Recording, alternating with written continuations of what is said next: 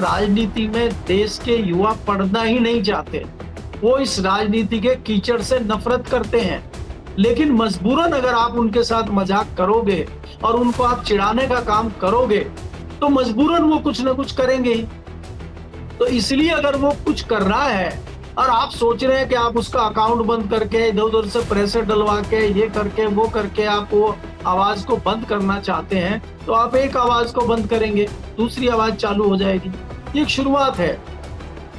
अगर करोड़ों लोग उसकी बात को मान रहे हैं, करोड़ लोग उसकी बात को सच कह रहे हैं, सही कह रहे हैं, तो इसका मतलब वो उसका समर्थन कहीं ना कहीं कर रहे हैं।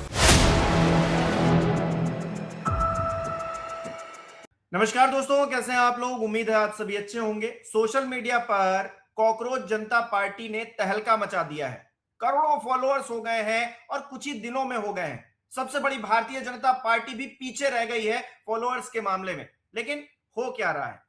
क्या कॉकरोच जनता पार्टी की तरफ से, अभिजीत की तरफ से जो मुद्दे उठाए जा रहे हैं उस पर काम होना शुरू हुआ है, या फिर उस आवाज को ही दबा देने की कोशिश है जो इस सिस्टम में कहीं ना कहीं खामियों को उजागर करने का काम कर रही है?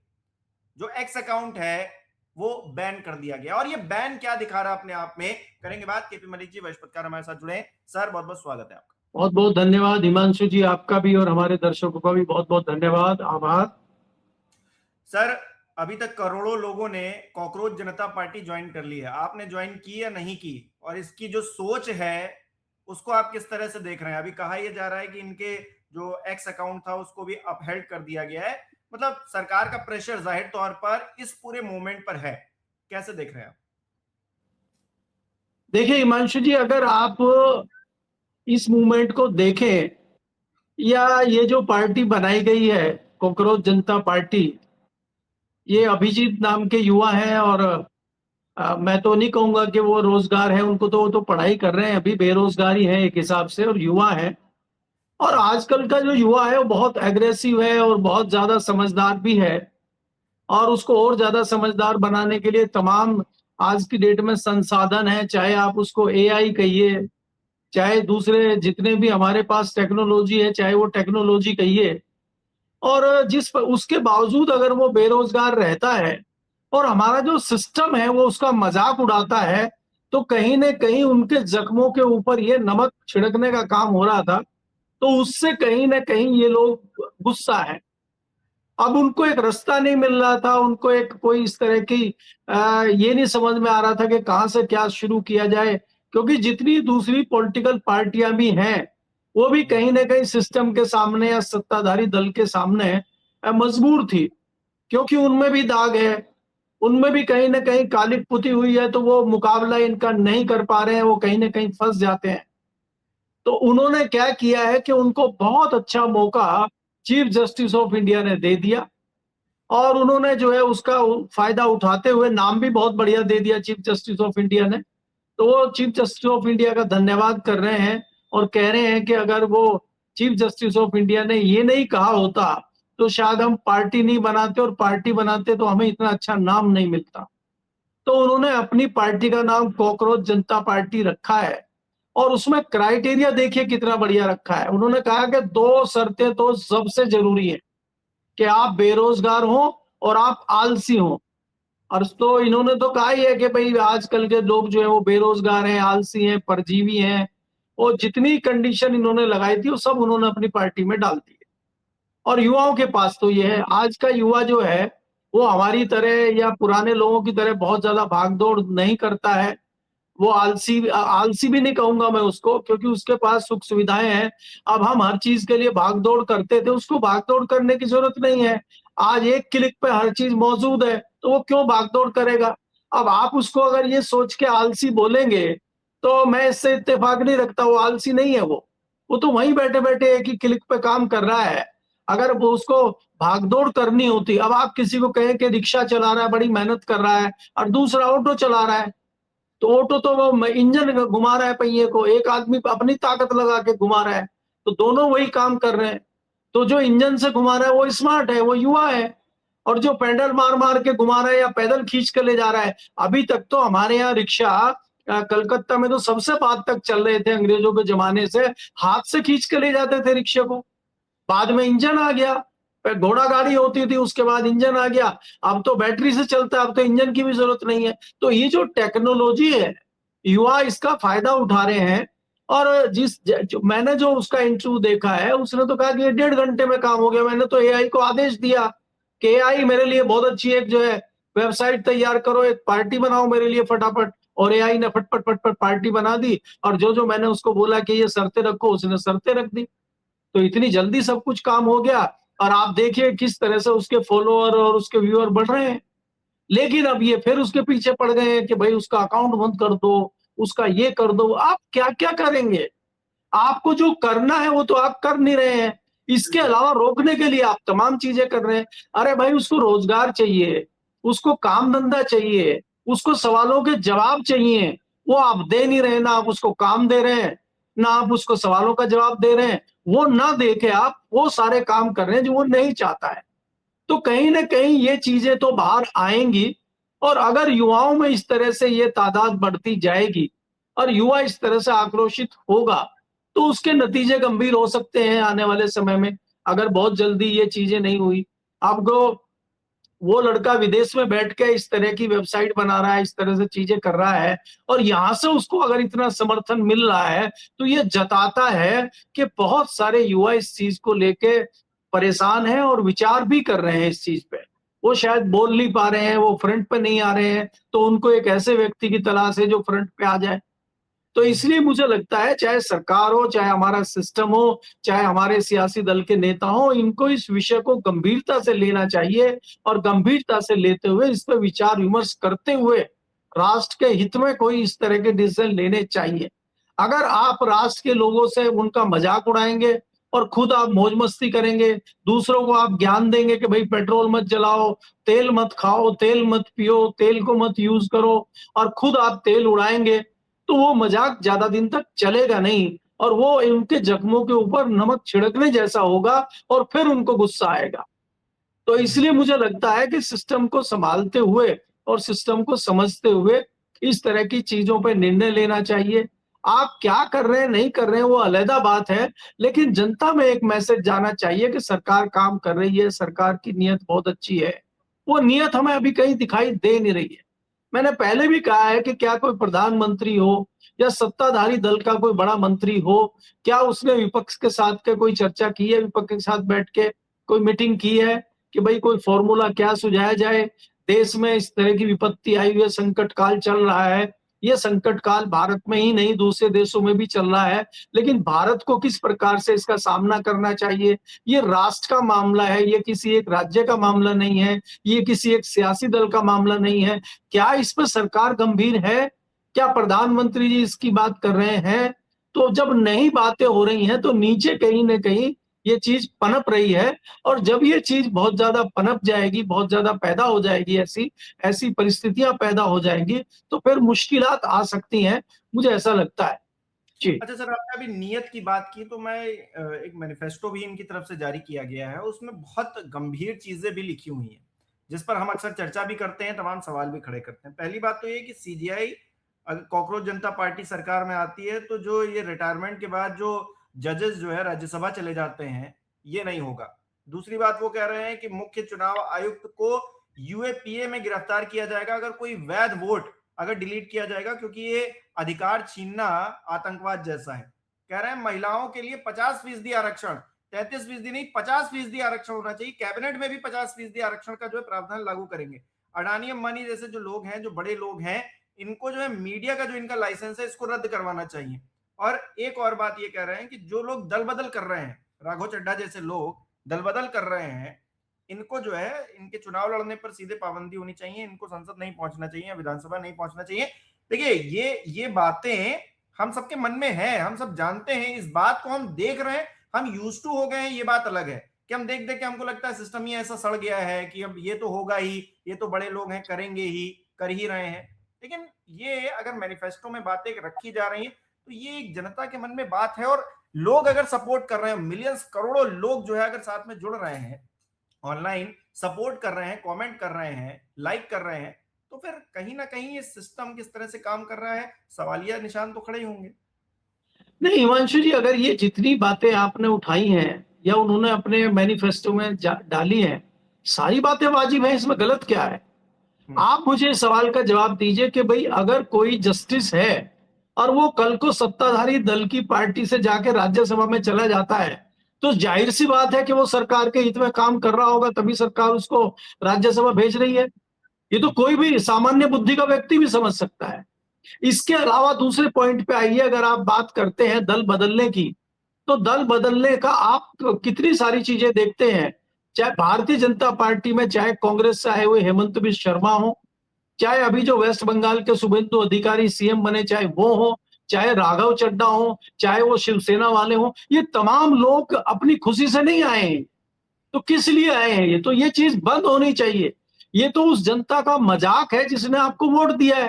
राघव चड्ढा साहब जो है, बहुत बड़े नेता बन गए हैं वो। आम आदमी पार्टी ने उनको आगे बढ़ाया है और आप बैठ गए। जिस बीजेपी के खिलाफ लड़ते लड़ते आप जो है सत्ता में पहुंचे, आप उसी बीजेपी के जाके दलाल बन गए। तो यही तो गुस्सा है युवाओं में। दूसरी चीज जो आप बात कर रहे हैं कि मजाक उड़ा रहे हैं आप महिलाओं के नाम पे, महिला बिल कर रहे हैं और दे रहे नहीं आप। आपको कौन रोक रहा है महिला बिल करने में?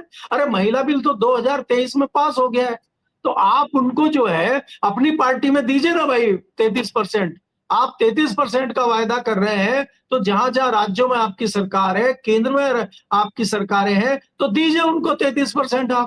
आप नहीं दे रहे हैं, आप मजाक कर रहे हैं ये लोगों के साथ, इसलिए ये गुस्सा युवाओं में है। दूसरी जो इसके अलावा एक और बात आपने कही है इसमें, एक और मुद्दा था ना चौथा, कि भाई चुनाव वाला। अब चुनाव आयोग ने चुनाव को मजाक बना के रख दिया है। आप कहते हैं कि एक एक वोट कीमती है और एक भी वोट खराब नहीं होना चाहिए, एक भी जायज व्यक्ति का वोट रहना नहीं चाहिए, चाहे हमें उसके लिए कुछ भी करना पड़े। कोई एक व्यक्ति, एक परिवार पहाड़ पे रहता है एकांत में, तो वहीं पोलिंग एजेंट, हमारे पोलिंग बूथ, पोलिंग टीम पहुंचती है। तो एक तरफ तो आप ये कह रहे हैं और एक तरफ आप ये कह रहे हैं कि 27 लाख लोग अगर वोट नहीं डाल पा रहे हैं, तो आप कह रहे हैं कोई बात नहीं है, अगली बार डाल लेना। कोर्ट भी यही कह रहा है। तो ये क्या उनके साथ मजाक नहीं है? तो आप इस तरह का मजाक अगर लोगों के साथ करेंगे, तो उसका रिएक्शन यही होगा। और ये होगा कि बोलने वाले लोग कम कम होते हैं, आपको सपोर्ट करने वाले, आगे बढ़ने वाले लोग ज्यादा होते हैं। तो वो उनके अंदर है, वो पूछ नहीं पा रहे हैं, बोल नहीं पा रहे हैं। आप उनकी आवाज बन के अगर आगे आए हैं, तो ये काफिला आगे लंबा बढ़ सकता है। और हिमांशु जी, इसका हम उदाहरण देख चुके हैं पहले। इसका उदाहरण हम केजरीवाल के तौर पे देख चुके हैं। जब 10 साल की कांग्रेस की सरकार थी और जनता में एक नाराजगी थी और इनके जो मंत्री थे वो बहुत एरोगेंट हो गए थे, वो जनता के साथ इस तरह की चीजें करते थे। पार्टी के चंद मंत्री थे, पूरी पार्टी ही खराब कर रही हो ऐसा नहीं था, लेकिन चंद मंत्री ऐसे थे, लगता था कि जनता का मजाक उड़ा रहे हैं। तो केजरीवाल जैसे लोग सड़कों पर उतरे, उन्होंने कहा हम भ्रष्टाचार मिटाएंगे, हम लोकपाल लाएंगे, हम ये कर देंगे। बाबा रामदेव आ गए, 35 रुपए लीटर पेट्रोल हो जाएगा। तो जनता को भ्रमित करने का काम किया और जनता ने उखाड़ फेंका कांग्रेस जैसी जमी जमाई सरकार को, केंद्र से भी उखाड़ फेंका और 15 साल की शीला दीक्षित सरकार को भी उखाड़ फेंका। लेकिन बाद में केजरीवाल कहाँ गए, बाद में केजरीवाल किधर गए, फायदा उसका किसको हुआ, वो बात अलग है। लेकिन अगर एक बार इस तरह का माहौल देश में बन गया, तो जो तत्कालीन या वर्तमान में सरकार है, वो हो सकता है उखड़ जाए।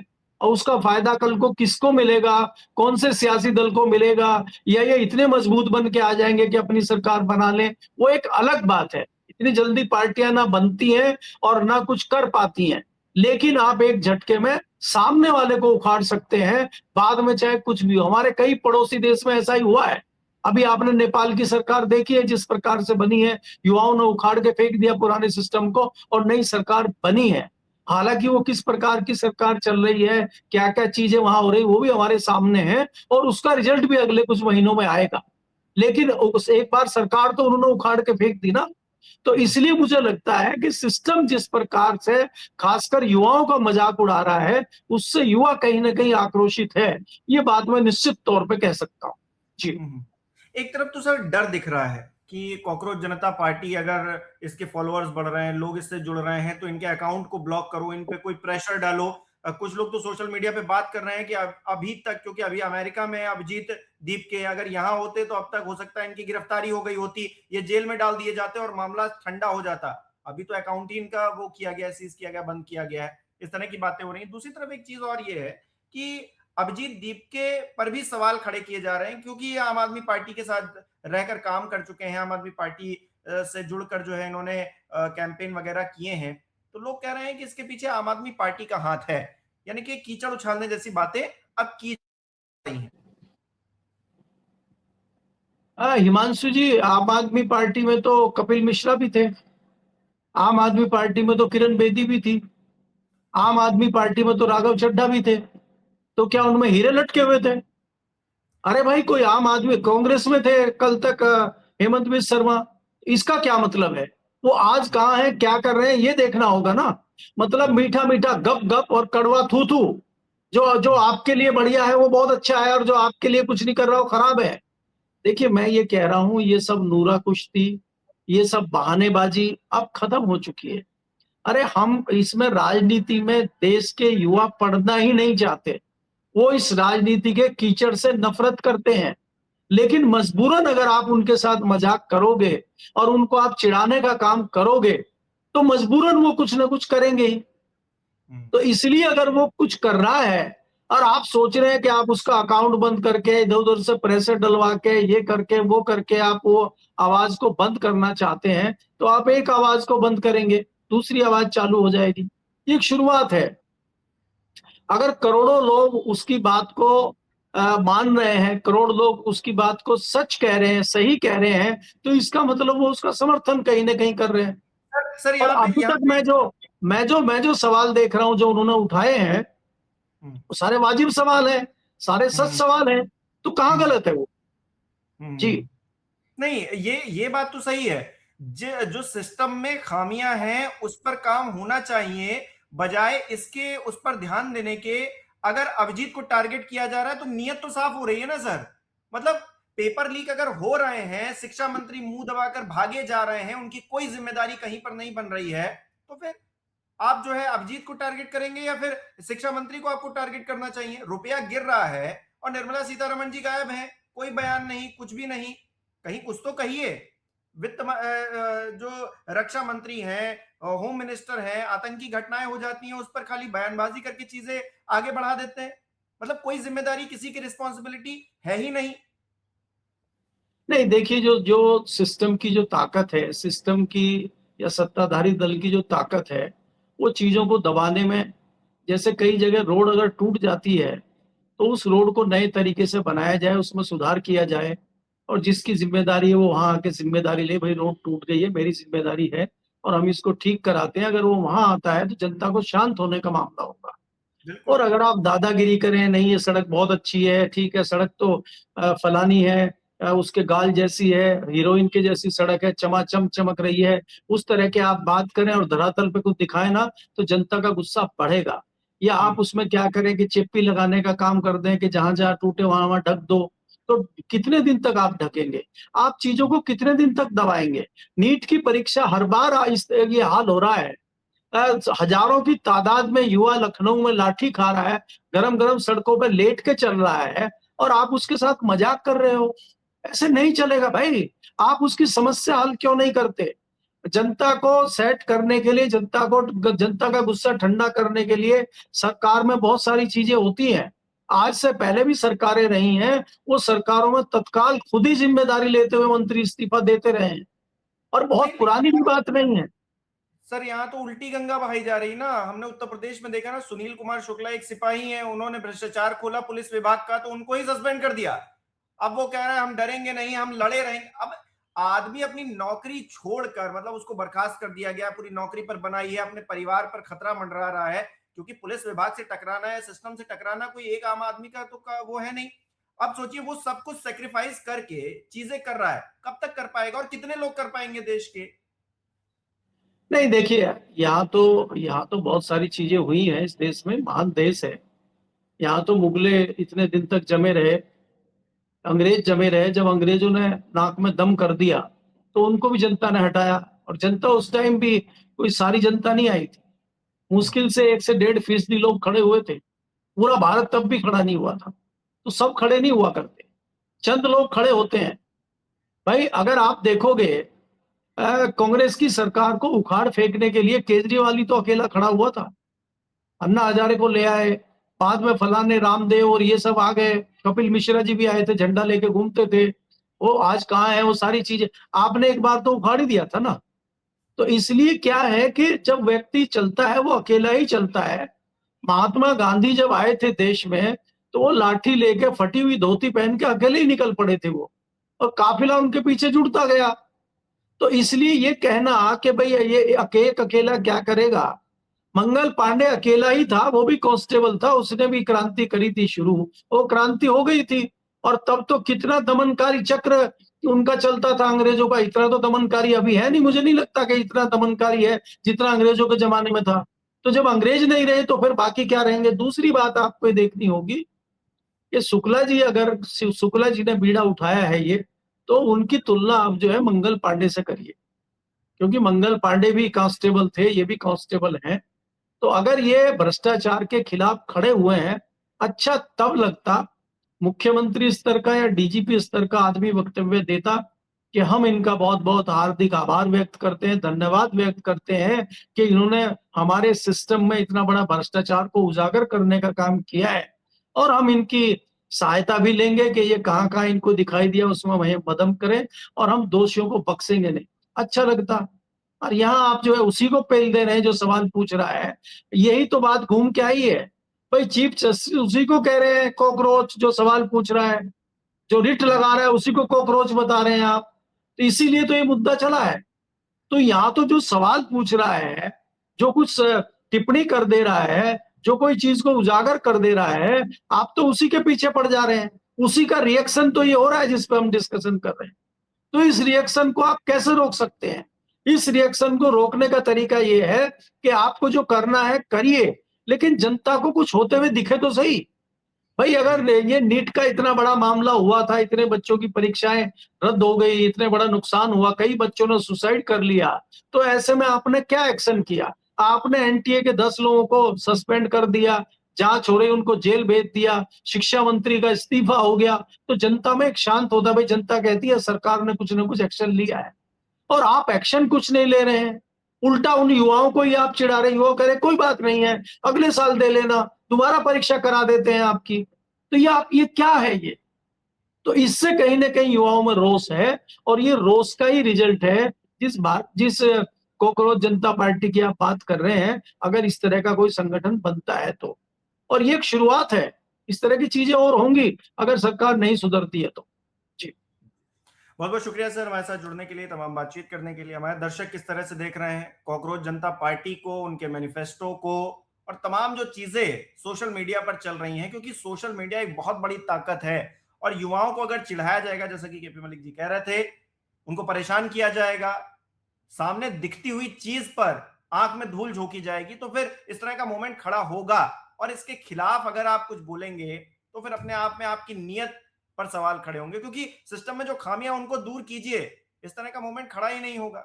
लेकिन क्या है, उस पर पर्देदारी हो रही है। शिक्षा मंत्री कुछ बोल नहीं रहे हैं, नीट पेपर लीक हुए जा रहा है, किसी एक व्यक्ति को बताइए कड़ी सजा हुई हो, कोई बड़ा व्यक्ति जो पकड़ा गया हो? नहीं, सब छोटे व्यक्ति पकड़े जाते हैं। और उसके बाद वो कह रहा था ना कि अभी जो बड़े बड़े लोग हैं उनको बचाने की कोशिश की जा रही, तो यही हो रहा है। और इसी वजह से क्या, ये कॉकरोच जनता पार्टी खड़ी हुई है, जो आप तहलका मचाए हुए है सोशल मीडिया पर पूरी दुनिया में। आप किस तरह से देख रहे हैं कमेंट करके जरूर बताइएगा। इस वीडियो को लाइक करना, शेयर करना मत भूलिएगा। हमारे चैनल को सब्सक्राइब नहीं किया तो वो भी जरूर कीजिएगा। आप हमें सहयोग भी कर सकते हैं ज्वाइन बटन पर क्लिक करके। बहुत बहुत धन्यवाद।